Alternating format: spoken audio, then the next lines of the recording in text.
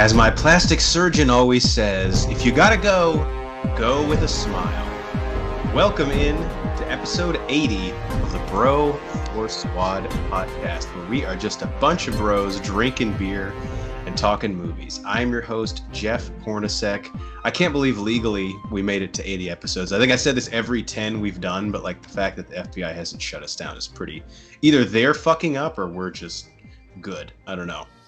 So before we get started, thank you guys for listening to us. Let's go around and meet the fellow bro with me today. No pod is complete without our enforcer in the paint, Matt Geiger. Matt, like the Joker says to Bob in the 1989 Batman movie, have I ever told you that you are my number one guy?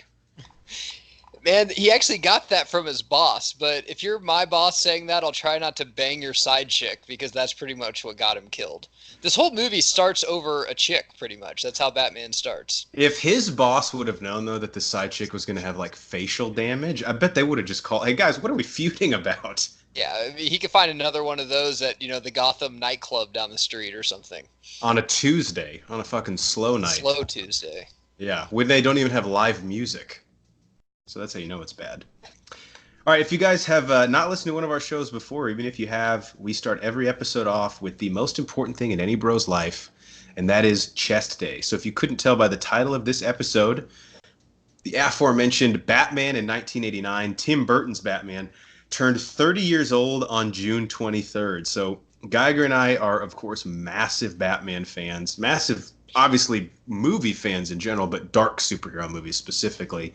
So we wanted to pay our tributes to the film that really changed the superhero genre, because before that, it was really just the Christopher Reeve Supermans, which, while they're great movies, tonally are completely different from the type of superhero film we get today. So our chest day topic, we wanted to discuss the 1989 Batman, but not in the way that we do our reviews, where we break down our 5 criteria, just kind of open-ended, but then with some interesting tidbits that we wanted to discuss, a few rankings, and then maybe some facts that you guys might not know about the movie, or at least that we didn't know or couldn't remember.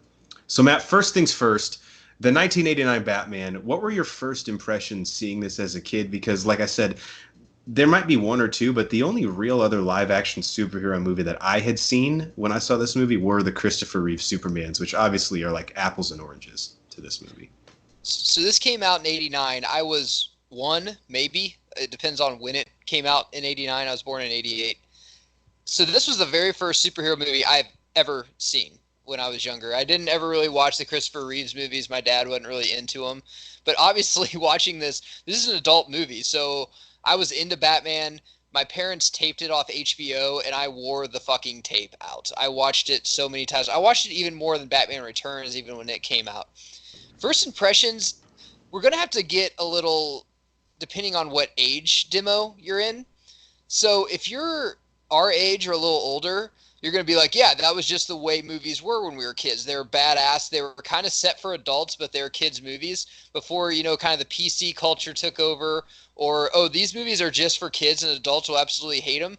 I enjoy this movie just as much now as I did when I was younger. It might even be I enjoy it more now because it seems like all of the comic book movies have been a little pussified, if you will, a little bit more PG than neutered, maybe, yeah.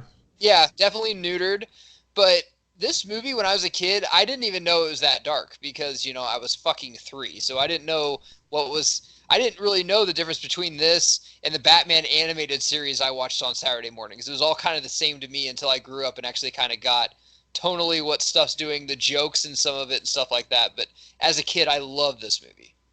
I think for me, the big difference between this and Batman Returns is this movie works on like a more cerebral level. Batman Returns, while I love it, it scared the shit out of me as a kid. Like Danny DeVito's penguin and that black stuff coming out of his mouth. I had like actual nightmares. I'm about 1.5 2 years older than you. So I think I actually didn't see this like when it came out, but maybe not till like 91 when I was about 4, when I could really understand what it was. And the Joker, when you watch it as an adult, you're like, wow, Jack Napier's a fucked up individual who's really sadistic. But when you watch it as a kid, he just like cracks you up. You don't really understand the gravitas of what he's doing to everyone around him. Right. He's the Joker. And then you watch as an adult and it's like sadistic Jack Nicholson. You're like, this works on a totally different level. So I think that's the big difference for me it's as far as like my intro into the superhero movie world and what made me fall in love with it was a villain that I enjoyed watching just as much as the hero, because subsequent movies either the villain either scared me too much as a kid, or every time he was on screen, like in the Power Rangers movie, I just wanted him to get kicked in the face. Like, words with the Joker, I was like, okay, wait, what's he doing? Even as a child, I was like, this guy's kind of like captivating me.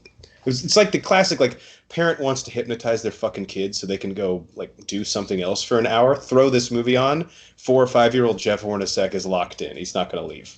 So we don't need a baby. I think and I've said this before, the Joker is the greatest comic book movie villain ever, and the reason why is because I don't think he's a villain. Even as a kid, I never really remember hating him or wanting Batman to kick his ass like, possibly you did with Thanos or Venom or something like that. Like, the Joker was always like necessary for me. Like, ooh, the Joker's in this episode. That's awesome. It's not like I never wanted Batman to kick his ass. He was never a villain to me. So when this movie came out, I'm like, oh, Jack Nicholson, like, I knew who Jack Nicholson was because of this movie, because this was one of the very first movies I've ever seen that I recollect when I was younger. And I'm like, oh, Jack Nicholson's in this. I remember my dad always pointing him out when we're watching the Laker game. He must be a cool actor or something, and I loved him in this movie. So he was never a villain to me. He was just almost like a necessary part of the movie. Yeah, that's a really good point. As a kid, you like, and we'll talk about this a little bit later in the episode, but like the animated series, any episode the Joker was in, I was automatically all game for. Same thing with this movie. Like, he was a villain where the scenes he was in, you think a 4 or 5 year old's like, show me Batman. I want to see him beat the shit out of people. But if the Joker's on screen, I'm like, all right, well, what's he gonna do? That's a testament to how Tim Burton constructed this villain. Which at the time, like, you heard Jack Nicholson's playing the Joker, comic book movies weren't a thing. So I bet people were like, why the fuck is he doing that? Speaking of the role of the Joker, I wanted you to state, you told me this off pod yesterday, your interesting anecdote about Robin Williams, Jack Nicholson, and the role of the Joker, and how those three kind of had a little love triangle going on. Yeah, so this role was kind of played musical chairs. I'm a historian of this movie, if you will. First off, Keaton, after Beetlejuice, was Burton's boy, and Keaton thought he was going to get the role of the Joker. But there's mixed reports if Burton wanted him to play the Joker or Burton had him in mind for Batman all along. But he said that he's doing a Batman movie and you're definitely in it. And he thought he'd be the Joker because Keaton's like, why the hell would I be Batman?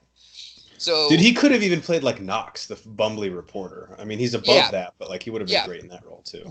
So Robin Williams read for it, and they actually kind of offered it to him. This came up whenever, if you know anything about the Batman 3, not Batman Forever, but the Batman 3 that Burton was doing, we won't get too much into that because that's a whole different pod.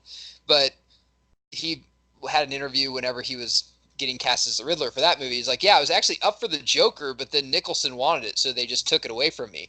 And now he was up for the Riddler, and then they took it away from Burton, and Schumacher came in and basically just destroyed the whole cast. It's like, Robin Williams, you're not the Riddler. And he was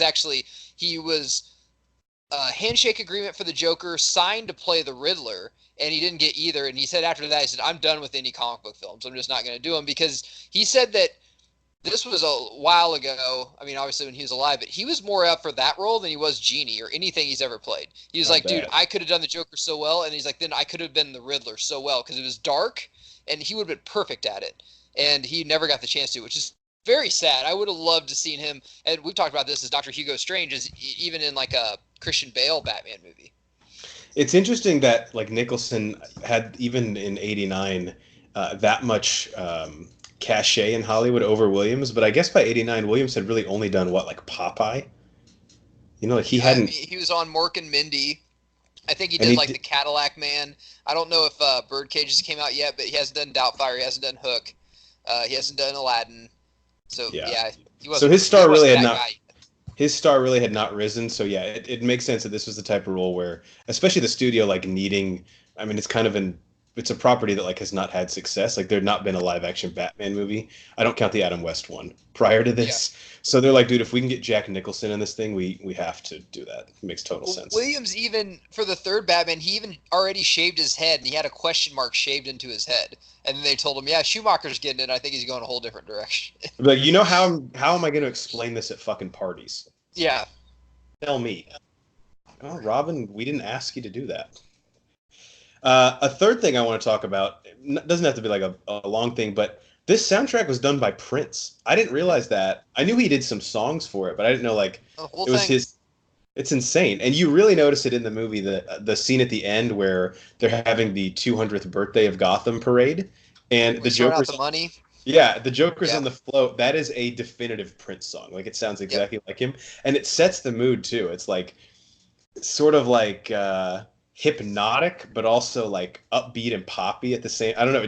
It fits that scene. I don't know if they showed Prince like concept art of what that scene was going to be, and it's like, oh, I got it. Trust me, because that Well, scene I thought, also, I believe in the art gallery when he had that, he told Vicky yeah, Vale to put that mask on. That was a Prince song too, because they had the boombox there playing it. But and I need to look this up, but I think that was one of the first of its time because after that, I mean, when we were kids, when a movie came out, a big movie, we were like, cool, who's doing the soundtrack? That's just how it fucking was. oh, dude. Space Jam, Lion King, Kissed by a Rose on the Grave with Batman Forever. I mean, just list goes on and on. And that might have been one of the first of its time, but basically an artist was like, well, I guess Kendrick Lamar kind of brought it back with Black Panther, but that was a big deal when we were kids because we're like, dude, I can't wait for this movie and I can't wait for the soundtrack to drop so I can go buy it at Walmart.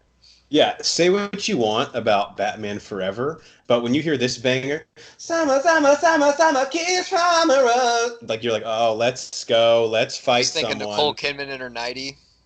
and constantly turning around with an open robe. It's like, are you gonna fucking tie that thing up? You have it on or Yeah, off, Nicole. you're working. That one time she was working and she had like a She showed up to an active crime scene with a lace bra and panties on. Now, so she's like, well, serious. no one's complained. Like, well, obviously no one's complained, Nicole. One thing I wanted to say and get your brief thoughts on. I actually rewatched this movie today because I hadn't seen it in like a decade. And aside from the fact that it fucking holds up hard, one thing that I thought was really weird was the character of Knox, who's like that reporter that's with Vicky Vale the whole time, Yeah, basically like Robert trying to Wolf. yeah, who's a really good character actor in Hollywood. But that reporter to me is the only thing that really doesn't feel like it's in this world that Burton created. You know, he makes like a really noir, dark Gotham that doesn't exactly feel like the real world, but it's close enough, you know? And that dude, I just thought like he wasn't funny to me. He was just really fucking annoying. So back then, it just seemed like if you're a comic book movie, you have to have a reporter. Hmm. Superman kind of fucking did that. Vicky Vale was enough. She was a reporter, basically a photographer.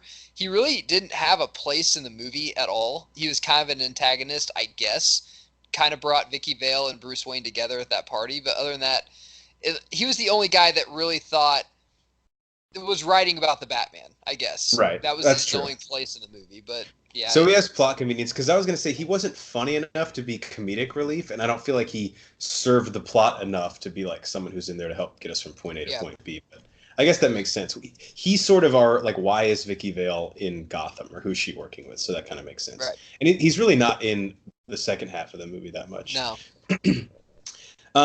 You and I talked about this just before the pod, and if there is a movie that has done this, a first movie in a franchise, because obviously sequels have to do this, but please comment below.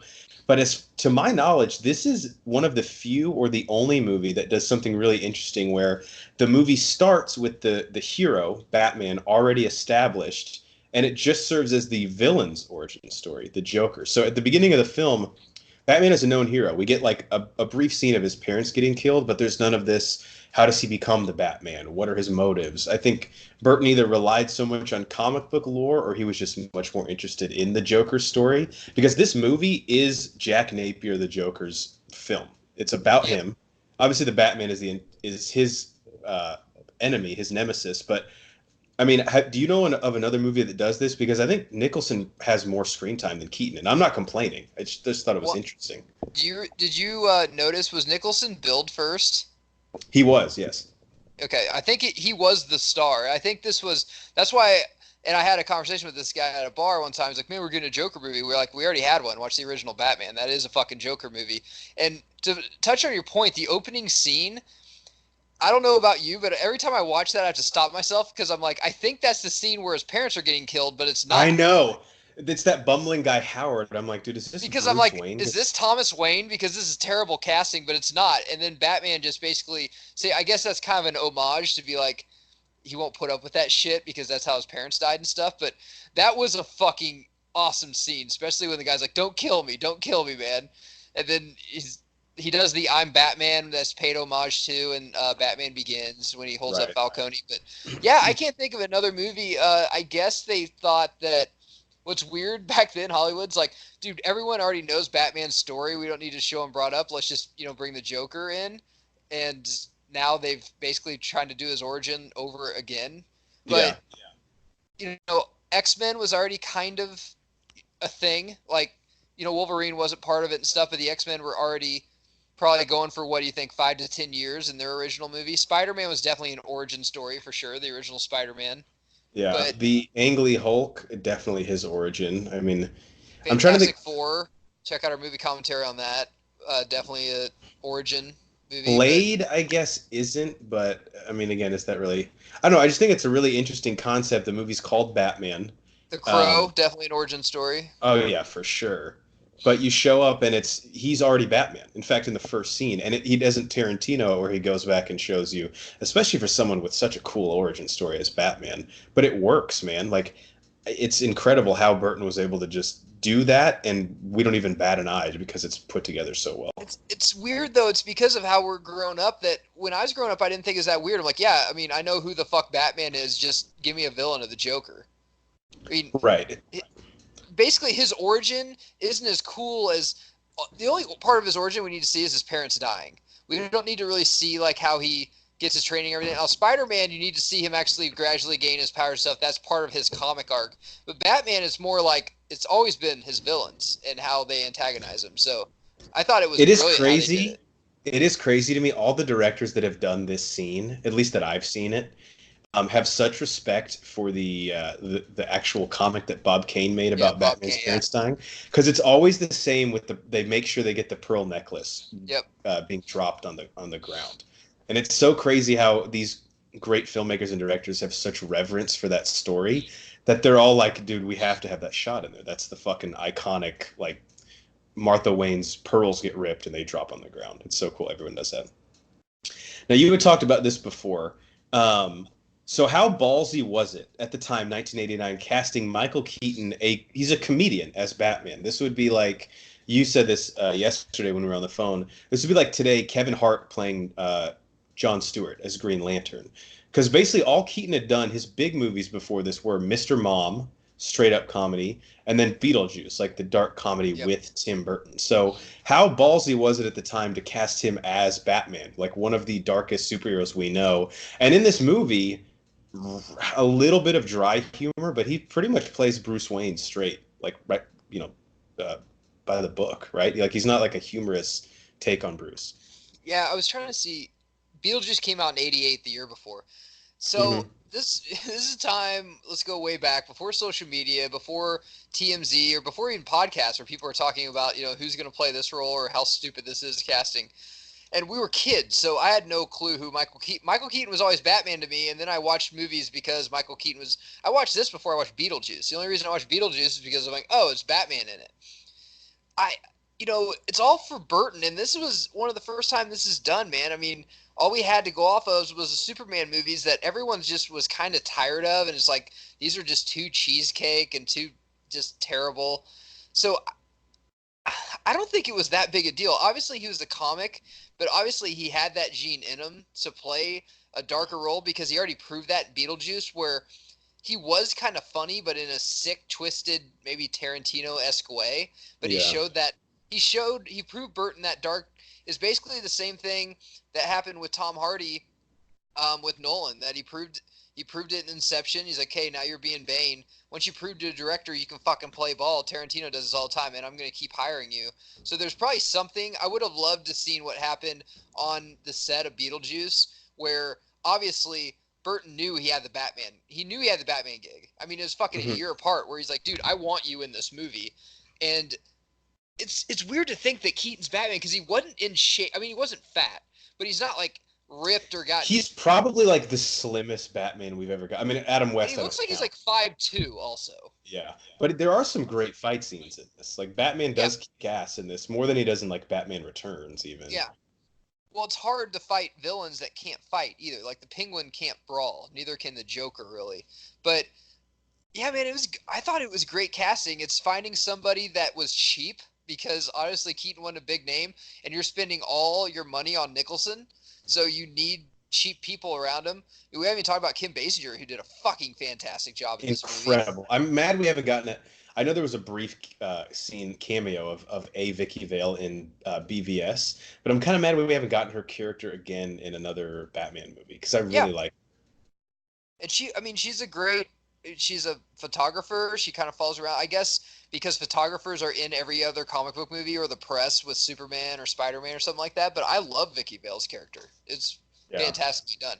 It sucks so bad that I wish she could have shown up in Batman and Robin or something like that, just giving her a little bit more time. I wish we would have got that Joker flashback scene in the 5th Batman movie, even though it would have been terrible, but just seeing Nicholson in it would have been awesome.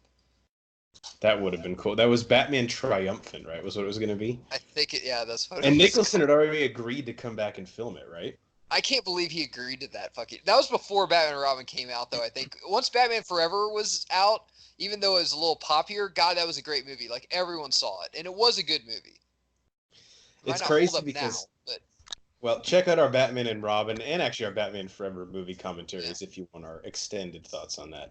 All right, two last things about this movie. So I thought it would be interesting your take on this because you obviously love this movie. You loved The Dark Knight. The Dark Knight's still my favorite movie, pound for pound. But I thought it would be interesting if you ranked your impression of the Jokers we've had. So I don't know if you included Cesar Romero in your list, but him, Jack Nicholson, Heath Ledger, Jared Leto, and Mark Hamill are essentially the main people we count as the Joker. Obviously, Mark Hamill has only done him as a voice actor, but he's done him in iconic roles: The Mask of the Yeah. Phantasm, the animated series, and of course the Arkham video I games. So I love that you put Romero on here. So first off, you got to go with Ledger, dude. You just have to. He's the fucking best. He's the OG. It's one of the only movies I remember buying it back in the day, kids, before you could illegally download movies. You'd have to go to Walmart like at midnight on a Monday because DVDs dropped on Tuesday. I remember waiting in line. I had a fucking oven pizza and I bought The Dark Knight. And when I went home, I had to like attest the next day early, so I knew I couldn't watch the whole movie. So I just watched the Heath scenes because I watched like 8 times in theaters. God, it was so good. He's number one. Period. Two, I'm gonna have a really tough time with. sorry, real quick, how big is the gap between Heath and number two? Is it pretty sizable? Yeah, Yeah, he was fucking. that's one of the greatest acting portrayals I've ever seen in my entire I'll life. say it's the greatest, but don't at me. But do at me. So the second one I'm gonna have a problem with. I almost wanted to do 2A and 2B, but it's Nicholson and Mark Hamill. They can interflop because Hamill is so great at the It's voice. incredible, dude. So good. It's just hard to compare a voice actor to a person that's actually in the makeup and does the facial expressions, the body. So I'd probably have to put Nicholson second just because this first Batman is probably my favorite Batman movie ever, even better than The Dark Knight. His performance is better than anything I've ever seen, but this first Batman movie, just because of the nostalgia of me growing up, and this is the first superhero movie I've ever seen, and when I rewatched it, I think I took about an 8-year gap, and I rewatched it. Remember, I asked for it for Christmas on DVD with all the special features, and there's a commentary by Bob Kane when I was 22. I remember getting drunk at my parents' house and watching it, and I'm like, God, this still holds up. It's so good. I didn't know Bob Kane did a commentary. Holy shit. Yeah, he did there was a whole thing about the comics and everything and how Bob Kane talked about the studio, about what they wanted to do. Back in the day, they worked hand in hand. The studio really wanted to make a good movie. I mean, imagine that. Okay, number 4. This is why I'm glad. I'm putting Jared Leto on the list for 2 reasons. 1, he was a great Joker. And 2, we still haven't seen the scenes he didn't do, but I'm guessing they're the fucking best scenes in the movie, and I really want him to get another movie. Warner Brothers fucked him up so bad. You can't blame you can't blame the players when the coaches don't put you on the field or put you in positions to succeed. So, he really got dealt a bad hand. Like, I kind of feel Jeff, that. you're a baseball guy. Imagine having the best closer in the league, but the fucking coach never puts him in the 9th when you're up 4-3. Yeah. I mean, what? That's the closer's fault? Romero is last, and this is why I know I'm going to get a lot of comments. The people that comment, I would love to meet you, not at the internet because you have time to search, but meet you at a bar and ask you your favorite fucking Romero scenes. I don't remember them. Yeah, I watched that series, but I was like 2. I've never rewatched it. I hate it. It's like when people say, "Who's your top boxers of all time?" Rocky Marciano. No, because I wasn't born in the fucking 30s. I've never watched Rocky Marciano fight, and they're not on YouTube. And to me, it just looked like he was a slow white guy, and Ali and Tyson could have kicked his ass. So Ramiro's last, man. I'm sorry. Like, it's my age demographic. Call me young, call me not up to date or whatever. But I can't remember anything he's in, and I'm not going to go back and rewatch him. I have shit to do. I'm a mover and shaker. What do you want me to do? People like to pay respect to Romero because he was basically I think he was the first person like portray him in live action. But what he was doing is like not even the same thing as any of these guys, really. And it's not his fault. Like you said, he was asked to do something totally different. But if you had asked me to put a list together of like performers or like the degree of difficulty of their performances, I'm sorry, but Cesar Romero has to be last on the list. He was basically in like a sitcom, right? And the show sucked. I mean, it's not good at all. So It like invented camp. It was. I think we should do a commentary on the movie because it's so ridiculous, but like it kind of knows it is. But then there's sometimes where like it sort of forgets, which is an interesting concept. All right, so the last thing I wanted to talk about. So Tim Burton, obviously, is the director of this, and then he did Batman Returns, and then had a huge falling out with Warner Brothers before the third Batman, and that led to the like massive tonal shift in this franchise, which I guess in the long run is for the better because it gave us the Christopher Nolan trilogy of movies, but it gave us one of the worst, not even super movies, but movies ever made in Batman and Robin, and then Batman Forever is just kind of confusing tonally. So I thought it would be interesting for me to rank, and I want your opinion on this too, Tim Burton's movies, because you think like he's this great dark director, but when I was looking at his films, I was like, dude, I actually don't like a lot of these. And I'm leaving off all of his recent stuff really because I didn't like Dark Shadows, Alice in Wonderland, I didn't see Dumbo. Like you don't want me to talk about my recent Tim Burton experiences. So this is how I rank the Tim Burton movie. So the original Batman in 1989 is his best film. Recency biased, maybe, because I fucking watched it today, but it's just awesome. No coincidence, Batman Returns, I think, is his second best film. But a close third for me is Edward Scissorhands, and a very close fourth is Beetlejuice. And I think the only reason that I like Edward Scissorhands more than Beetlejuice is because when I first saw it as a kid, a lot of Beetlejuice's humor was way over my head. Now, that's probably not a fair way to judge it, but it took me like 5 to 10 years to realize what the fuck was actually happening in Beetlejuice. How would you rank at least the first four that I had? Batman Returns. I agree with you. I'll take it one step further and say that Tim Burton is more of a figment of your imagination. It's just something you say that you're into Tim Burton so you don't get kicked out of your weed circle or your weed dealer doesn't answer your call anymore. But his movies aren't that good. Like, let's just be honest. Like, the Batmans are... Beetlejuice is good. I just watched it during Halloween. I mean, it's a good Halloween movie, but that's not a tough list to top. There's not very many. Sleepy Hollow is good. Edward Scissorhands, I think, is a shitty 80s movie. I don't think it's that good. So I go Edward Scissorhands, Beetlejuice, then Big Fish with Ewan McGregor, which if you haven't seen it, it's really, really good. I think you would actually like it. Yeah, it's Ewan McGregor in probably like 2000, maybe 2000, 2001. Sweeney Todd's terrible. Yeah, I put Sweeney Todd just above Pee-wee's Big Adventure, and there's a big gap between Sleepy Hollow and Sweeney Todd. I'd go Batman Returns, Sleepy Hollow, Beetlejuice. Sleepy Hollow is a very good. He has 2 of the best Halloween movies. I mean, those are 2 legit Halloween movies for sure. Yeah, and I left. I don't know if did he direct A Nightmare Before Christmas, or was he just like producing it? That's he his, did? I'm pretty sure. Yeah, that's one that he hangs his hat on. Well, that would probably be above Sweeney Todd, but below Sleepy Hollow. I think Sleepy Hollow is where I need to cut it off because that's where the big gap exists. But the main point of this list is Batman. That IP, for whatever reason, brings out the absolute best in him as a director. Like Batman and Batman Returns, and it's maybe you would know this story. So, what was actually the reason that him and the studio had the falling out for Batman Forever or whatever that movie was going to be? Did he want to somehow go even darker? Or did they just want to lighten it up? Batman Returns had... and I didn't know this either when we were kids because our parents were cool as fuck. I remember going to see that in theaters. But they had a problem with McDonald's doing toys for something that's so dark and grotesque and stuff. And they basically asked Burton, hey, let's calm it down. And Burton gave him the script, and they're like, dude, this is even more than fucking the last movie, so we're going to give it to someone else, basically. So do you know why Billy D. Williams was recast for Batman Forever? Everyone was recast except for Alfred, I think. And Pat Hingle, the commissioner, which is so fucking weird. Okay, yeah, Billy D. Williams obviously was probably recast because they wanted Two-Face to be in main. Was Tommy Lee Jones bigger than Billy D? I don't know. Billy D. Williams was pretty big. I mean, Hollywood's racist. Can I just say that so we can go on to the next one? I don't know why else you'd recast him. Billy D. Williams is awesome.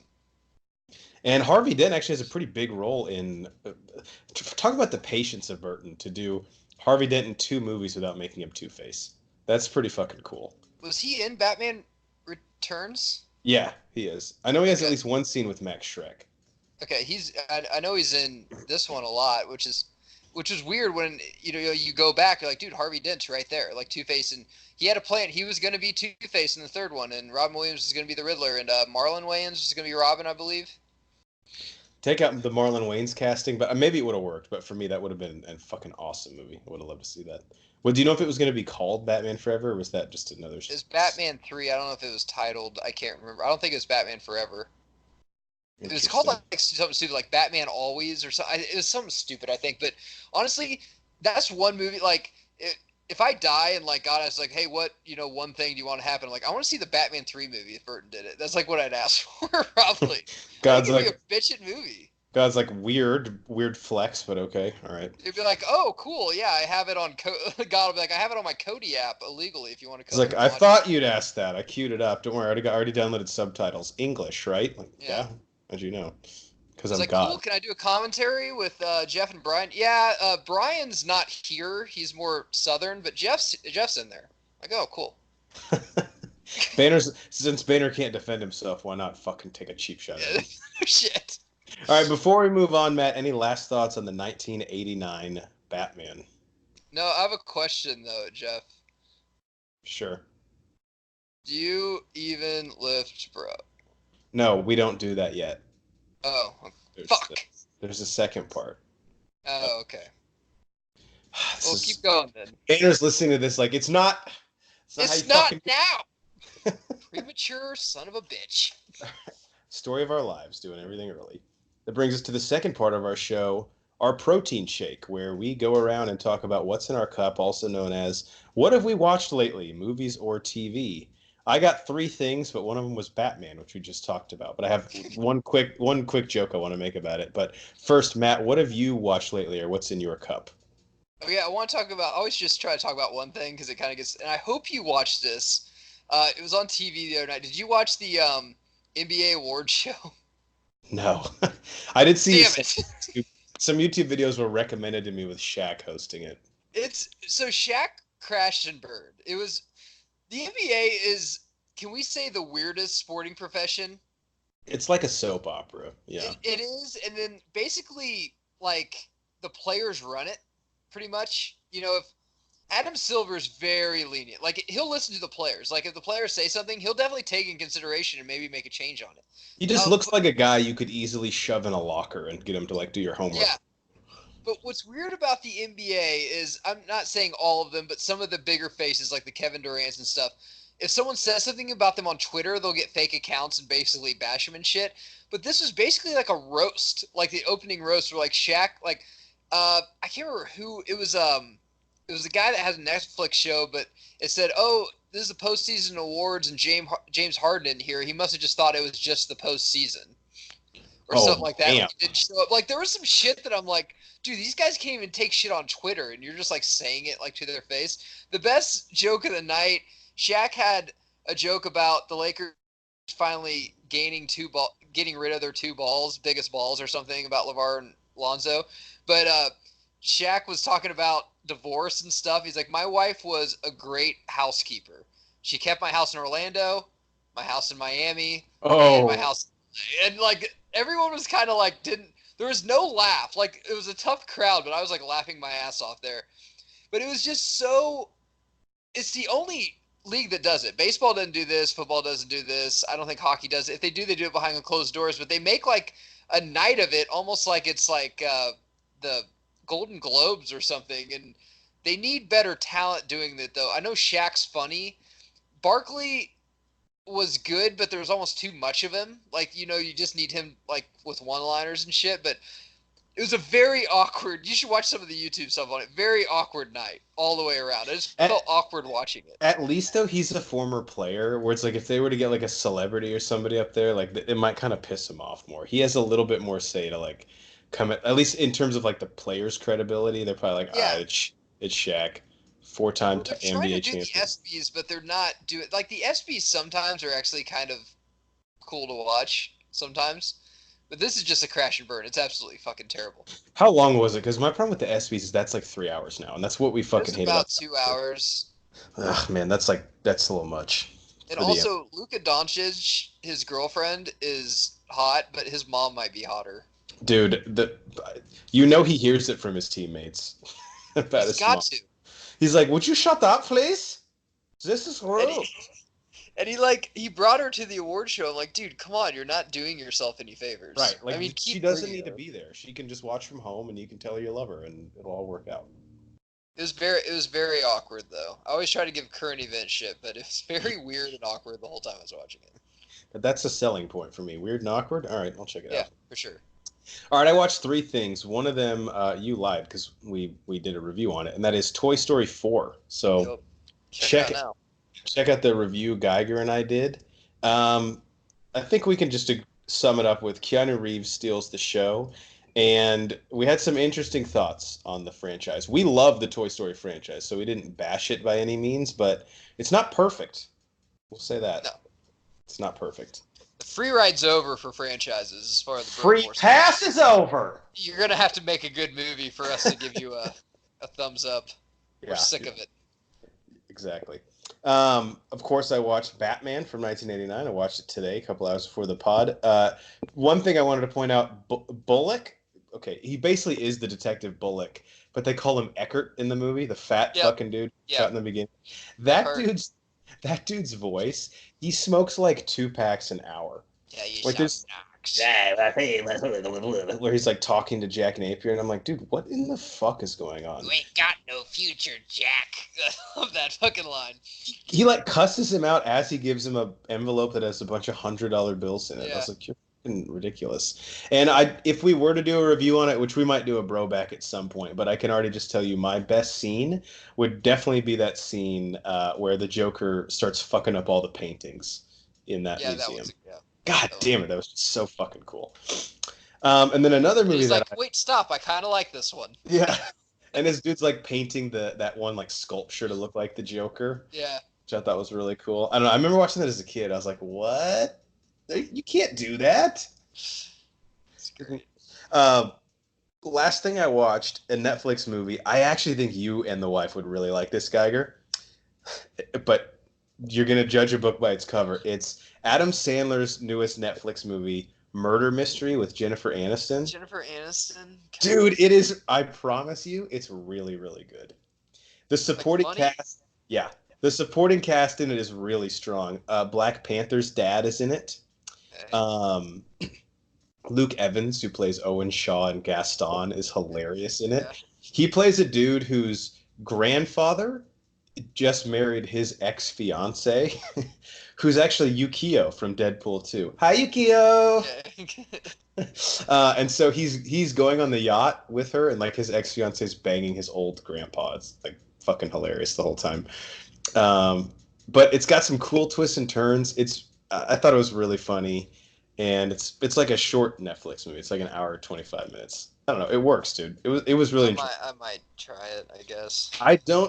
Trust me, dude. Adam Sandler he's like in where M. Night Shyamalan was after The Last Airbender and Lady in the Water. Like, you got to have a couple good at bats before I start to say you're seeing the ball well again. This was the first, right? Like, it's not like bad. He texted me late at night. Like, I'll answer, but I'm not going to go on a date with him again, you know? Exactly, right. I'm not coming over. Yeah, fool me once, shame on you. Or what? Fuck you is basically what the expression is. But Murder Mystery, definitely worth checking out. Our Letterboxd review was pretty glowing on it. All right, that brings us to the last part of our show. But before we get to that, Geiger, I think you actually had a question that you asked earlier that you meant to ask now. Yeah, I already asked it. Oh, I think it was. Do I even lift, bruh? Was that what it was? Banner, we need you. That brings us to our Do You Even Lift Bra segment, which is our question and answer segment where we dig up a question we find on the internet and we answered on our show. Question today comes to us from Carter the Anderson at Film Opinion by Me. And he asks, I really hope you have a good one for this guy here, because when I saw this, I was like, I bet Matt has a good one. Yeah. Question is, what movie has a teacher shown you in class that was most inappropriate, irrelevant, or just plain random? What do you got, Matt? So the first one that came to mind, and it didn't answer any of these, was my history teacher always showed us The Patriot. Like anytime we go to the Revolutionary War, like we're gonna watch The Patriot when it's done.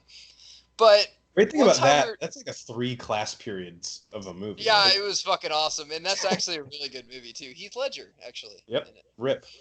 So, but we were doing I don't even know what was this Western Civ when we were studying Troy and all that stuff. So we watched Troy, but then we studied Alexander. And have you seen the Alexander movie with Colin Farrell? No, I knew Colin Farrell was in it, but I haven't. So we watched it, Does he have and blonde my hair in it? teacher, what? Does he have blonde hair in it? Yeah. Wow. And Val Kilmer's his dad, and Angelina Jolie's his mom. So my teacher paused it one time and kind of fast forward, then had to pause it again, and finally stopped it. He's like, I didn't realize there was this much gay sex in this movie. Like all it is gay sex. Like pretty much the whole movie. It's like Alexander just like Colin Farrell just fucking guys. And we're all just kind of looking at it, it's like, what the fuck? And he's just like, listen, Alexander was a great conqueror, but he must have fucked a lot of guys. I don't know. There's too much gay sex in this. So basically, he stopped it and then put in Troy, which had nothing to do with what we're studying at all. It's like this is kind It's of actually like the opposite, kind of. yeah. But There's he no does gay like sex in that one. he does like the Mark Sanchez pat his chest. Hey, that's my bad. That one's That's on. all mine. Like the movie came out. I remember we were studying it, and the movie came out like I don't know, 8 months before we were studying it. So the DVD just came out. Like no one has really seen it unless you saw it in theaters. And they showed it like the first scene. He's like, okay, we'll fast forward through that. Then after about the third scene, he's like, okay, well, I didn't know there was this much gay sex in it before everyone starts, questioning me whenever I take my press conference. But that was the most inappropriate and weird thing I've ever done. Especially we were like middle school kids, so there was a lot of jokes being made. He's like, there's some movie in between the gay sex where I just can't get to it Yeah. properly. Mine is kind of in that same vein. So this doesn't quite count, Carter. So if you have a better one, tell me. But I took a college English class. It was like my junior or senior year. So it was like an English 3 or 4. And I didn't know this, but it was based on film. Like we had to write essays on movies, which was really cool. Like I didn't know that till really I got in and got the syllabus. And we watched a movie called Cruising from the 80s, directed by Antoine Fuqua with Al Pacino. Have you heard of this movie? No. So Al Pacino plays a cop who has to go undercover into the gay nightclub scene in New York. And it's similar to that. It's about an hour, 40 minutes of him fucking dudes. But he realizes as he's undercover that he has a fetish of getting peed on. So that is the movie Cruising. See, nowadays, kids, like, the kids that are listening to our pod are like, yeah, whatever, that's third period French, because that should be celebrated. Right.